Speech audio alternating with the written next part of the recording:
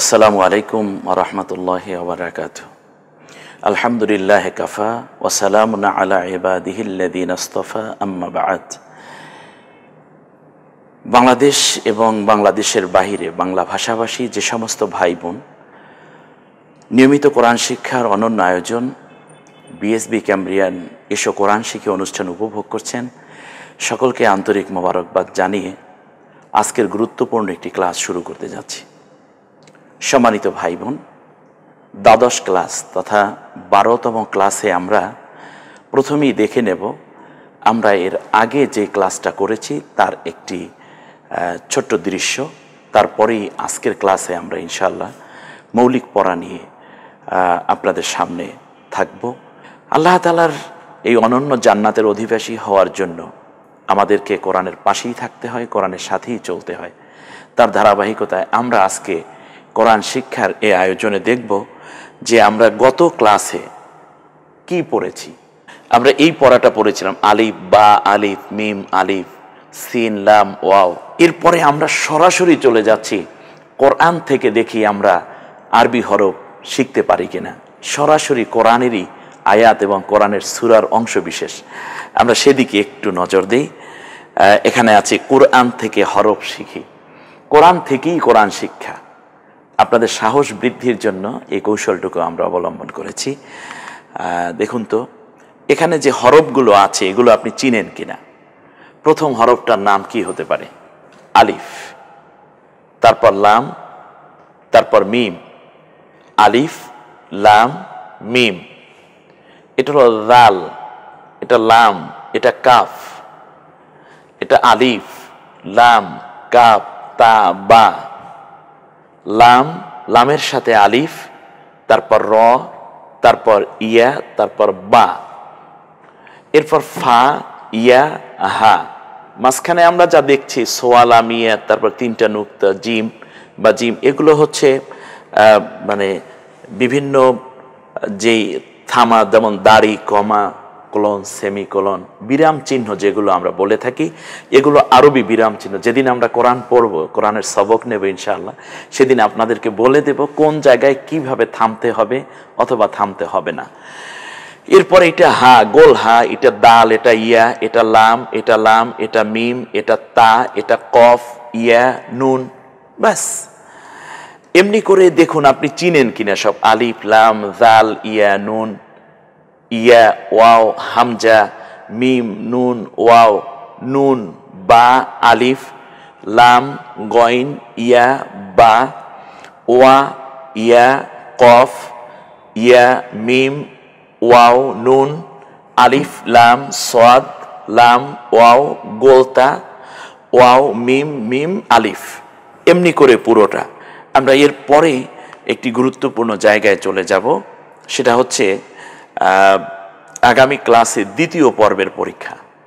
দ্বিতীয় পর্বের পরীক্ষা মূলত যুক্ত হরুফের উপরেই এই পরীক্ষাটা আয়োজন করা হয়েছে, মানে মূল্যায়ন। তো আমরা দেখি তো আগামীকালকে যে পরীক্ষাটা হচ্ছে সেটা কি। আমরা একটু বড় করে দেখার চেষ্টা করি। নিম্নোক্ত হরফগুলোর নাম বাংলায় লিখুন, ব্যাস ইজি। এগুলোর নাম আপনার বাংলায় লিখতে হবে। বাংলায় আমরা একটু লেখার চেষ্টা করে দেখিয়েছি যে আপনার যাতে সহজ হয়, সেজন্য উত্তরটা আমরা বলে দিয়েছি সাথে। যেমন প্রথম হরফটা কাফ, তারপর হামজা, তারপর লাম, তারপর আইন, তারপর দাল। এর পরেরগুলো আপনারা একটু বলার চেষ্টা করুন আমি বলার আগেই। দেখুন প্রথম কি আছে? আইন, তারপরেরটা কাফ, তারপর বা, তারপর হামজা, তারপর ইয়া। এরপরে যদি আমরা আসি আবার আলিফ বা ইয়া কাফ মিম, ঠিক এভাবেই আলিফ বা ইয়া কাফ মিম। এরপরে হচ্ছে হা কাফ লাম হা, একটু খেয়াল করুন। এরপরে কি হবে? এই রমজান মাসে জাকাত দিতে হয় বেশি বেশি, ধনীরা জাকাত দিয়ে থাকেন, সেই জাকাত এভাবে লিখতে, জাকাত ও গোলতা যেভাবে দেয়া আছে, তা কাফ আইন বা তা, কফ হা তা হা। দ্বিতীয় জিজ্ঞাস্য হচ্ছে জানার বিষয়, আমরা মূল্যায়ন করেছি যে যুক্ত হরফের সাথে মুক্ত হরফ মিলাবো। এই একটি পর্ব আপনারা অনেক বড় করে করেছেন ক্লাসে, তো সেটা কি অন্য কিছু হরফ যোগ এবং বিয়োগের মাধ্যমে আমরা চেষ্টা করেছি যে নতুন করে আর একটা সেট আপ দেওয়া যায় কিনা সেভাবেই, যেমন বা, কাফ, আইন, তাহা, ব্যাস। আশা করি এটাও আপনারা ভালো করবেন যেহেতু পরের পর্বে। আর প্রশ্নগুলো এভাবেই, যখনই আপনি বইটা সংগ্রহ করবেন সাথে সাথে আমরা এই প্রশ্ন সেট দিয়ে দেই। একটু দেখুন এদিকে পড়াগুলো, জালের দিকে যাওয়া যাচ্ছে, জোয়া, আলিফ, মিম, ঝা, হামজা, র, মিম, তোয়া, আলিফ, এমনি করে করে যত আছে, যুক্তাক্ষরকে মুক্তাক্ষরে প্রকাশ করুন। অবশ্যই আপনারা পারবেন, কারণ এটা হচ্ছে লাম, কাফ, নুন, হা, এরপরে আইন, ইয়া, নুন, গোল, হা, এগুলো তো অবশ্যই পারেন। এবং এর উপরে অনেক প্র্যাকটিস করানো হয়েছে, কয়েকটি পর্ব আমরা এর উপরে করিয়েছি। এখন তো অনেকেরই হাত পাকা হয়ে যাওয়ার কথা। সোয়া, লাম, আলিফ, গোলতা না এখানে, এরপর ইয়াসিন, তা, গোলতা, লাম, হা, এমনি করে করে আর কি। আমরা এই জায়গায় একটা চমৎকার পড়া আছে, সেটা হচ্ছে নুক্তা দিয়ে কাঙ্ক্ষিত হরফ তৈরি করুন, চতুর্থ জিজ্ঞাস্য বিষয়। একটু দেখেন এখানে দেয়া আছে হা, ফা, দাল, কিন্তু বানাতে হবে নুক্তা দিয়ে, খ বানাতে হবে, হাটাকে খ বানাতে হবে, ফাটাকে কব বানাতে হবে, দালটাকে জাল বানাতে হবে। এর চেয়ে বড় একটি কাজ কিন্তু আপনারা করেছেন, সেটা হচ্ছে বর্তমান হরফের নাম লিখুন এবং কাঙ্ক্ষিত হরফ তৈরি করুন। সেই জায়গাটিতে আপনারা কিন্তু সাকসেসফুল হয়েছিলেন। তাহলে এটা তো আরো সহজ, তাই না? এখান তো অর্ধেক জিজ্ঞাসা হয়েছে, ওটা ছিল আরো এর চেয়ে দ্বিগুণ জবাব, সেটাও আপনারা পেরেছিলেন। আমরা একটু দেখে নেই কিভাবে এটা তৈরি করতে হয়। শিন, জিম, ঝা, দোয়াত, মিম, ইয়া, গইন, ফা, তা, কফ, এখানে নুন বানাতে বলছে না, এটাকে নুন বানাতে আমরা নুন বানিয়ে ফেলেছি। তারপর এটাকে বা বানাতে, এখানে কি করলে বা হবে একটু আমরা একেবারে হাতে কলমে দেখার চেষ্টা করি। এরপরে আইনটাকে গইন বানাতে বলছে, এরপরে তোয়াটাকে জোয়া বানাতে বলছে, এটাকে ফা বানাতে বলছে। হ্যাঁ অবশ্যই এটা ফাও হবে, কফও হবে, দুইটাই বানান যায়, এখানে আমরা ফা বানাচ্ছি। এরপরে তা বানাতে বলা হচ্ছে, এখানে কি করলে যেন উপরে দুই নুক্তা দিলে তা হবে। এরপর ইয়া, এখানে কি করলে ইয়া হবে, এই যে দেখুন নিচে দুই নুক্তা। এর পরেরটা আরো সুন্দর পড়া, এটা খুব এনজয় করার মতো পড়া। রেখা টেনে উচ্চারণের সাথে আরবি অক্ষর মিল করুন। চমৎকার। এখানে কি কি আছে? তা, কফ, র, তিনটা অক্ষর আছে এখানে। তায়ের দিকে তা নিবেন, কফের দিকে কফ, র এর দিকে র। এটা কিন্তু আপনার মূল্যায়ন পরীক্ষা। এটা যদি আপনি পারেন, অ্যাটলিস্ট পিছনে সব পড়া পেরেছেন, এটাই আমরা বুঝে নেব। এরপরে সিন, জিম, আইন, গোলতা, সিন, জিম, আইন, গোলতা, তা, হা, কাব, দাল, একেবারে চমৎকার পড়া। এরপরে আইন, সোয়া, তোয়া, ওয়া, গোলতা, আইন, সোয়া, তোয়া, ওয়া, গোলতা। এরপরে এই জায়গাটা তো আরো সহজ, খ, জোয়া, মিম, ঝা। নিজের প্র্যাকটিস নিজে করুন এবং একান্ত না পারলে বইয়ের সহযোগিতা নিতে পারেন, অথবা পূর্বের পর্বগুলো থেকে আপনি এর পাশাপাশি যুক্তাক্ষর যেখানে আমরা পড়িয়েছি যে পর্বগুলোতে, সেগুলো থেকে আপনি হেল্প নিতে পারেন। সা, হা, হামজা, ইয়া, জাল, একটু দেখুন, চমৎকার। শিন, গইন, লাম, ইয়া, হা, নুন, ফা, জোয়া, হা, নুন, ফা, জোয়া। আমরা এই একক শিক্ষার আগে একটি কবিরা গুনাহ জেনে নিই। বিনা দোষে অপর কোনো মুসলমানকে অভিশাপ দেয়া বা বদদোয়া করা, এটা কবিরা গুনাহ। একজন মুমিন যদি আর এক মুমিনকে বদদোয়া করে, ওই বদদোয়া পাওয়ার উপযুক্ত যদি ওই ব্যক্তি না হয়, সে নারী হোক কিংবা পুরুষ, যার উপরে বদদোয়াটা দেয়া হলো, অভিশাপটা দেয়া হলো, সে যদি ওইটার উপযুক্ত না হয়, তাহলে যে বদদোয়া করলো তার দিকে ওই অভিশাপটা ফিরে আসে। আমরা কারো উপরে অভিশাপ না দিই, একটু দোয়ার হাতটা বেশি প্রসারিত করে দিই। আরবি হরফের উচ্চারণ লিখতে গিয়ে বাংলায় যে বর্ণটি প্রথমে আসবে সেটি ওই আরবি হরফের একক। যেমন ধরুন, এই উদাহরণটা বোঝার জন্য সরাসরি আমরা স্ক্রিনে আবার চলে এসেছি। এ হলো আলিফ, এটা উচ্চারণ করেছিলাম আমরা সরেয়া, লয় রস্বীকার, ফা, আলিফ। আলিফের এককটা কি? দেখুন এককের ঘর তৈরি হয়ে গেছে, সামনেই আসবে একক অ। যদিও আপনারা দেখছেন এটা স্বরে আ, আসলে স্বরে আটা স্বর অ ছিল আগে, তারপর আকার যোগে এটাকে স্বরে আ বানানো হয়েছে। তাহলে আলিফের একক দাঁড়ালো অ, স্বরে অ। এরপরে এই হরফটার নাম আমরা কি লিখব? বা।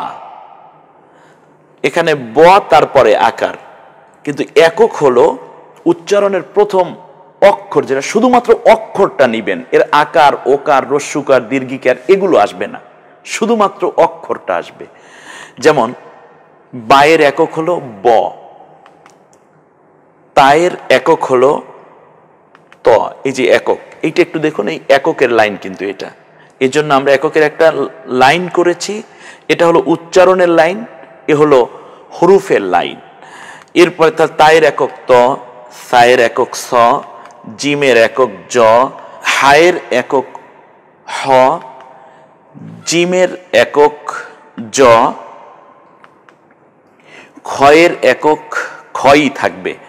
এটার কারণ হচ্ছে এইভাবে আপনি 9টা অক্ষর পাবেন যেই হরফগুলো জবর উচ্চারণ হলেও আকার না হয়ে একক উচ্চারিত হয়। ওই হরফগুলো উচ্চারণের সময়ই অলরেডি আকার ওকার কিচ্ছু থাকে না, বিধায় আমরা ওগুলোকে হরুফে মুস্তালিয়া বলে। এটা নিয়ে একটা অধ্যায় তৈরি আছে আপনাদের, এখন এটা নিয়ে চিন্তা করার দরকার নেই। ক্ষয়ের একক ক্ষয়, যেহেতু এটা আকার ওকার কিছু নাই, এটা এভাবেই চলে যাচ্ছে। ক্ষয়ের এককটাও ক্ষয়ই হবে।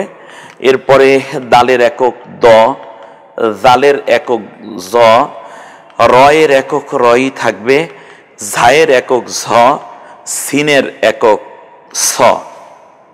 প্রিয় শিক্ষার্থী বন্ধুগণ, ইয়া পর্যন্ত আমি যাব, কিন্তু তার আগে আমরা একটু জেনে নেই আমরা নিজেরা পারি কিনা। আচ্ছা, জিমের একক জ, দালের একক দ, এমনি করে করে বলতে বলতে আমি এখন আপনাদের কাছে যদি বলি যে এই পড়াটা আরেকটু এগিয়ে নেই একই সাথে, তাহলে আমরা একটু দেখি তো পারি কিনা। যেমন যদি এখন বলি, বলেন তো দেখি, সিনের একক কি হবে? আমার মনে হয় আপনার পাশে থাকা ছোট্ট ছেলেটি বলে ফেলেছে সিনের একক স। কারণ হচ্ছে সিন তো আমরা লিখি এইভাবে, সিন, তাহলে প্রথম অক্ষরটাই যাবে শুধু, সেটা হলো স। সিনের একক স, তাহলে সিনের একক কি হবে? সিনের একক তালব্যস্য, যেটা যদি আরেকবার লিখে দেখাই, শিন, উচ্চারণটা ছিল শিন, একক হবে তালব্যস্য। এমনি করে সদের একক স, দদের একক দ, তয়ের একক ত, জয়ের একক জ। আচ্ছা, বলতে বলতে যদি আমরা একটু সামনে এসে, এটার একক কি হবে? আপনার পরে আপনিই পারেন, আপনি একটু মনোযোগী হন। আমি আপনাকে শুধু লাইন দেখাই দেব, পড়বেন তো আপনি, কিন্তু আমার সাথে থাকতে হবে, আপনি ইনশাল্লাহ সাকসেসফুল হবেন। লাম, একটু দেখুন, এই হরফটার নাম আমরা বলছি লাম। লামের একক কি? ল। এককটা কোথায় পেলেন? কারণ লাম লিখতে প্রথমে ল লাগে। এবার বলতে হবে মিমের একক কি? হরফটা তো আপনারা চিনেনি, মিমটা তো চিনেন। মিমের একক কি হবে? মিমের একক ম, কারণ মিম লিখতে 2টা ম লাগে, তো ম, প্রথম মটাই হলো মিমের একক। যদি আমরা এভাবেই চিনি তাহলে ইয়া এর একক কি? শুধুমাত্র ব্যতিক্রম একটা অক্ষর, সেটা হচ্ছে হামজা। এই হামজাটা যদি আমরা বলি তাহলে থিওরি অনুযায়ী হামজা, হামজার একক হওয়ার কথা ছিল হ, না তাই না?